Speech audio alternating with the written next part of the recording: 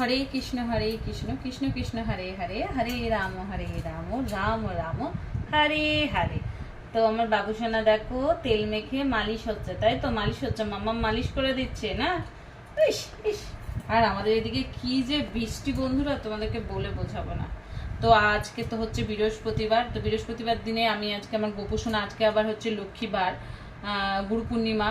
তো আজকে হচ্ছে কি কি ভোগ বানিয়েছি সেটা একটু দেখো। এখানে হচ্ছে ঝিঙে দিয়ে হচ্ছে ছোলার ডাল, এটা হচ্ছে তোমাদের কি বলছো ওটাকে, ডালিয়ার পায়েস। এখানে হচ্ছে আমটাম কেটে রেখেছে আমার মেয়ে, রেডি করে রেখেছে।